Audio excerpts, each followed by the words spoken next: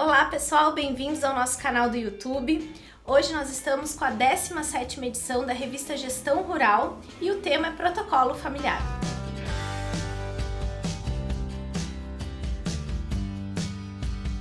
Olá, eu sou a Fabiane, sou sócia aqui da Afecto e hoje estou com o Nelsinho, também sócio da Afecto, e nós vamos falar sobre protocolo familiar. Tudo bom, Nelsinho? Tudo bom, Fabi?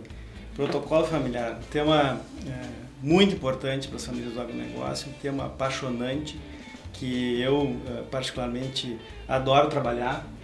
É um momento que a gente tanto trabalha, né, aquelas esferas que a gente fala tanto da governança, né, que a gente trabalha a questão familiar, trabalha a esfera do patrimônio, trabalha a esfera do negócio.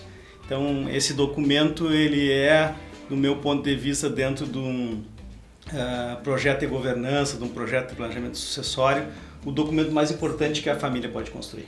Nelsinho, esses termos até, protocolo familiar, governança que tu trouxeste agora, são temas que não são muito conhecidos no meio rural, mas que já estão há muito tempo no meio urbano e empresarial, né? E que agora a gente traz para o meio rural como uma solução, um caminho novo para o produtor percorrer.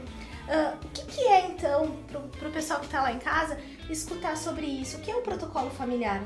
Do ponto de vista, eu digo sempre, né, para as famílias que o protocolo familiar ele é um documento ajurídico, né? Ele, na realidade, ele é um documento que pode-se dizer que é um contrato, vamos dizer, entre as partes, entre aquelas famílias, um combinado, né? Um conjunto de regras, né? Que vai vamos ver, estabelecer as condutas que vão ser praticadas, né, no que tange à família, no que se refere ao patrimônio e no que se diz respeito ao negócio. Então, ele nada mais é do que um conjunto de regras para, vamos dizer assim, estabelecer, né, os limites das condutas daquelas pessoas dentro do negócio. Tanto as obrigações quanto os direitos de cada um. Exatamente. Eu diria que ele é tão importante e ele tem que ser de fácil, vamos dizer assim, leitura, né? Então a gente procura nos nossos trabalhos, vamos dizer assim, produzir um documento que qualquer pessoa que lê aquilo entenda o que está dito, né? Então é longe daqueles, vamos dizer assim, termos jurídicos, né, termos técnicos, né? Nós trabalhamos o protocolo de uma maneira bem simples, objetiva e prática. Sim, na linguagem do produtor mesmo, de forma que a família construa, mas que ela também consiga entender e utilizar aquilo como uma regra, né, válida naquele meio. Perfeito. Assim, tu falou em construir, né? Eu digo que, eu sempre, para todas as famílias que a gente inicia o trabalho, a gente diz que é muito importante a participação e o empenho dessas famílias na construção desse documento. Porque aquilo que a gente constrói é mais difícil de destruir. Essa frase que tu utiliza eu gosto bastante, porque é verdade. Nelsinho, justamente isso então, da gente construir para criar as regras, né? Mas a gente cria regras porque a gente está antecipando algumas situações futuras, alguns prováveis conflitos, né? Quais são, tu acha, esses conflitos que são mais comuns e que a gente precisa de fato antecipar e trabalhar eles no protocolo? Na realidade, o protocolo vem para antecipar, como tu falasse, antecipa situações que num futuro longínquo ou próximo podem causar, vamos dizer assim, danos ou estremecer relações familiares, negociais e patrimoniais.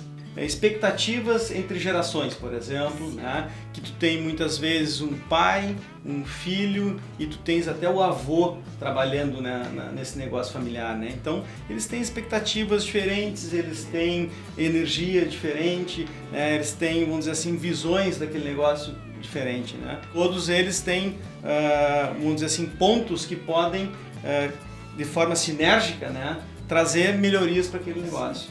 É que eu acredito que se essas expectativas estiverem desalinhadas ou divergentes, os conflitos são iminentes, né? Exato. Tem muitas vezes que a gente trabalha com famílias que tu tem só um filho que está trabalhando no negócio, né? Tu tem mais outros 2 filhos que estão fora desse negócio. E que também têm direitos e deveres iguais. Exatamente. Então, esse também, essa ótica, vamos dizer assim, essa visão que um irmão fora do negócio tem daquele irmão que está no negócio, né? Pode ser deturpada, né?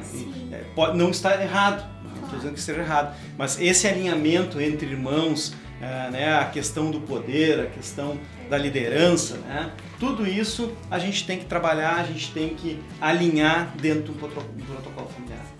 Nelson, então, a gente trazendo essas situações de possíveis conflitos, né? O que eu me pergunto é, então, qual o momento de nós fazermos um protocolo familiar diante de tantas possibilidades de conflitos ou temas, né, para serem tratados na família? Eu diria que o pior momento seria num cenário onde se tivesse, vamos dizer assim, já uma briga estabelecida ou um problema familiar já acontecendo. Né?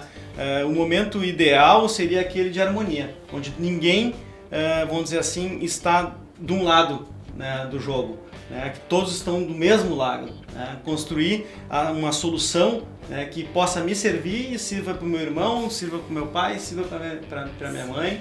Né? Então eu acho que a harmonia da família é fundamental e a presença dos pais nesse processo é fundamental. É verdade, alguns casos que a gente tem, que a gente acompanha, o quanto é importante o pai e uma mãe presente nisso, além de, claro, todos os filhos, os irmãos, né, como tu disseste, mas a presença do pai e mãe, ou às vezes dos avós, quem construir um patrimônio e poder repassar os valores, né, que quer que perpetue, né?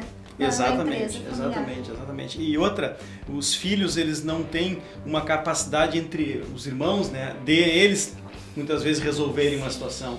E a presença dos pais nesse sentido é fundamental para resolver aquele possível conflito que poderia se estabelecer.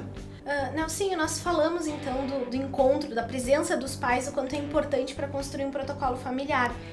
E justamente são algumas reuniões necessárias, né, para que isso aconteça. Para que a gente possa utilizar essas reuniões, vai gerar desconforto, vai gerar briga, talvez. Com certeza. Assim, aqui que eu vou te dizer, tá? As reuniões são fundamentais. É a forma com que a gente trabalha, né, e alinha com as pessoas isso. Sejam elas individuais, sejam elas no grande grupo, né? A gente procura tratar e mediar isso de forma com que não ocorram brigas.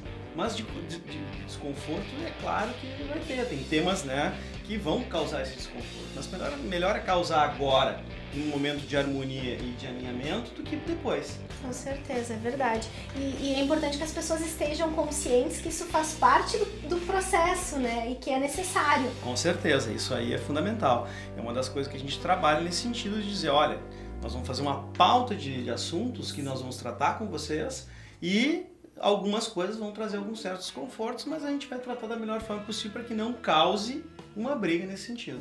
Antecipar, evitar Exatamente. ela. Tu já falaste assim na questão da pauta de que vai ser tratada. Exato. Então, quais os principais pontos que devem ser trabalhados, que devem ser tratados num protocolo familiar que tu julga mais importante? Assim, eu vou te dizer bem resumidamente, tá? Eu acho que uma questão bem importante ser tratada dentro do protocolo é a saída e a entrada de sócios, tanto no negócio como no patrimônio da família. São coisas diferentes e muita gente confunde, Exatamente, né? Exatamente. E é fundamental, porque isso é uma dos pontos críticos, vamos dizer assim, que pode trazer grande prejuízo ao negócio e às relações familiares. Sim.